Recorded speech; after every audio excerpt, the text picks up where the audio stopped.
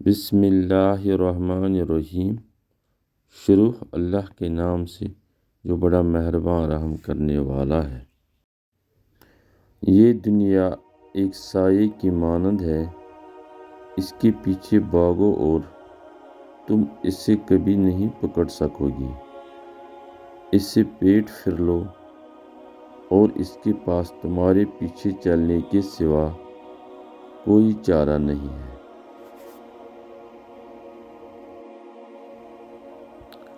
دنیا میں ایک شخص کا درجہ پست ہو سکتا ہے اور لوگوں کی نظروں میں اس کی کوئی قدر نہیں، جبکہ اللہ کے نزدیک یہ شخص بہت سے لوگوں سے بہتر ہے جو اس سے بہتر سمجھے جاتے ہیں۔ میں نہیں چاہتا کہ موت کا درد میرے لیے آسان ہو، کیونکہ یہ ایک مسلمان کے لیے اپنے گناہوں کا کفارہ دینے کا آخری موقع ہے۔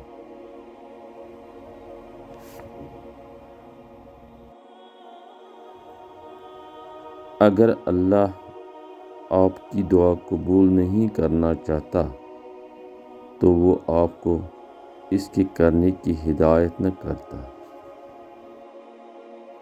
حضرت موسیٰ علیہ السلام نے اپنی بابرکت زندگی کے 10 سال بیٹی شعیب کا مہر جمع کرنے میں گزاری۔ اگر شادی بہترین چیزوں میں سے ایک نہ ہوتی تو انبیاء علیہ السلام کا اتنا وقت اس پر صرف نہ ہوتا۔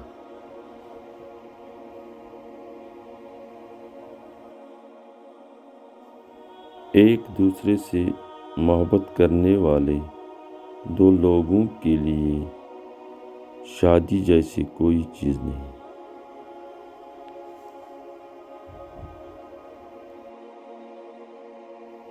اے وہ جو اپنی ساری زندگی اپنے رب کی نافرمانی میں گزارتا ہے، تیرے دشمنوں میں سے کوئی بھی تیرے لیے اتنا برا نہیں ہے جتنا کہ تجھ سے برا ہے۔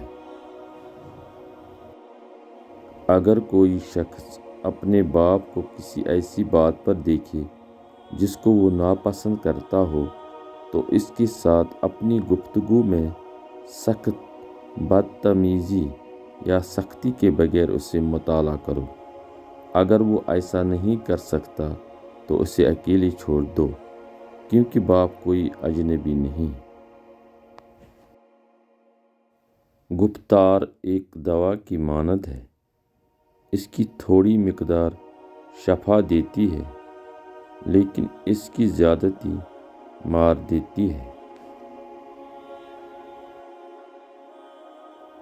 دل میں محبت پیدا کرنے سے زیادہ پہاڑ کو مٹی میں بدل دینا آسان ہے جو نفرت سے بھرا ہوا ہے۔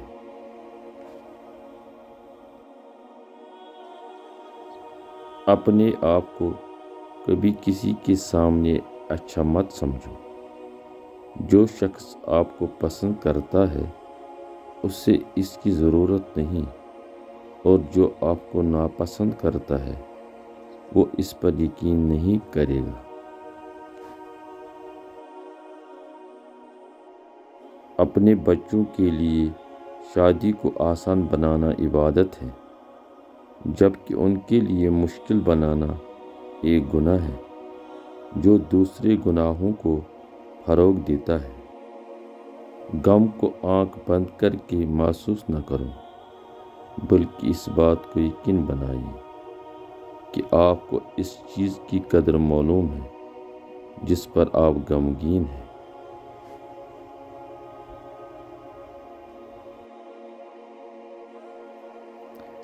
اپنی عورت کے ساتھ حسن سلوک کرو، وہ ایک نرم پھول ہے، نہ کہ تمہاری گھریلو لونڈی۔ علی ابن ابی طالب۔ 4 چیزیں خوشی کا حصہ ہے: نیک بیوی، کشادہ ٹھکانہ گھر، اچھا پڑوسی اور آرام دہ سواری۔ اور 4 چیزیں غم کا حصہ ہے: بری بیوی، برا پڑوسی، برا پہاڑ سواری اور ایک چھوٹا سا ٹھکانہ گھر۔ رسول اللہ صلی اللہ علیہ وسلم۔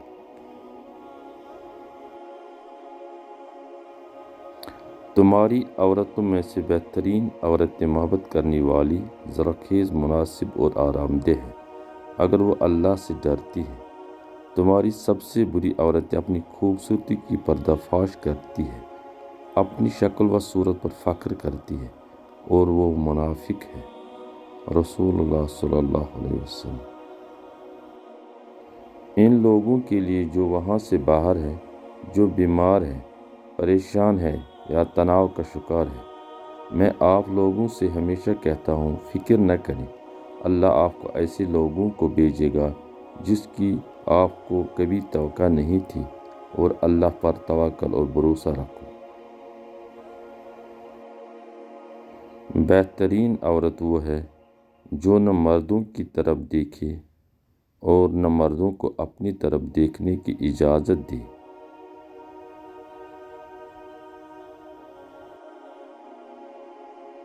ہر انسان کی قدر کا اندازہ اس کی تلاش سے کیا جاتا ہے۔ جو اللہ کو تلاش کرتا ہے اس کی کوئی قدر نہیں کر سکتا۔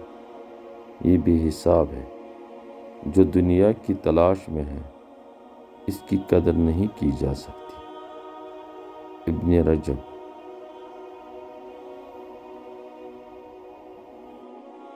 کسی کے پاس غیب کی کنجیاں ہیں، ان کو اس کے سوا کوئی نہیں جانتا۔ وہ جانتا ہے جو کچھ زمین اور سمندر میں ہے، کوئی پتا نہیں گرتا لیکن وہ اس سے جانتا ہے، اس میں ایک دانہ بھی نہیں ہے۔ زمین کی تاریکی اور نہ کوئی تازہ اور خشک چیز، لیکن وہ ایک کھلی کتاب میں لکھی ہوئی ہے۔ قرآن۔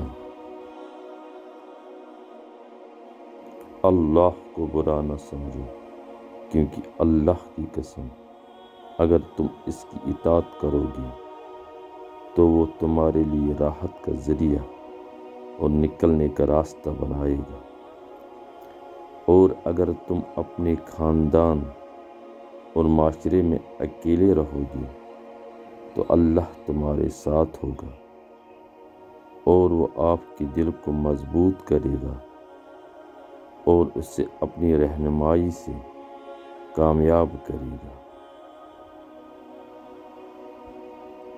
شیخ محمد الشقانی۔ جان لو کہ آپ کو اپنی بیوی کے ساتھ اپنے معاملات میں اس کا احترام کرنا چاہیے جیسے کہ آپ کی بیٹی سے، شادی کرنے والے شخص سے آپ توقع کریں گے۔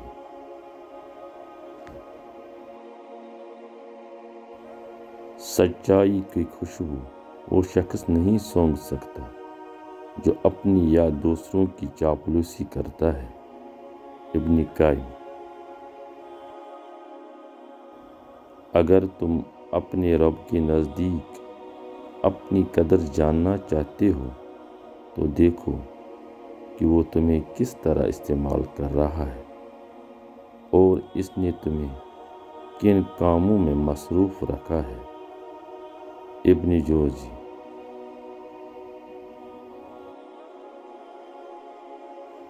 گھر سکون کی جگہ ہے اور بیوی بھی سکون کی جگہ ہے۔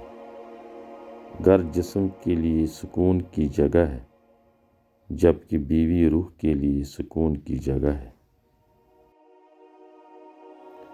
دنیا اپنے رب کے نزدیک بے قیمت ہے، پھر بھی اس کی ہے تو یہ درست نہیں کہ تم اس کی اتنی قدر کرو، اور یہ تمہاری بھی نہیں۔ یحییٰ بن معاذ۔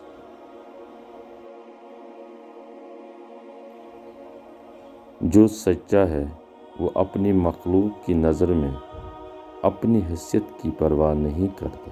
ابن قیم۔ جب اللہ اپنے بندے کے ساتھ بھلائی کا ارادہ کرتا ہے تو دنیا میں اس کی سزا جلدی دیتا ہے، اور جب اپنے بندے کے لیے برا چاہتا ہے تو اس کے گناہوں کو اس سے روک لیتا ہے یہاں تک کہ وہ قیامت کے دن اس کے سامنے پیش ہو جائے۔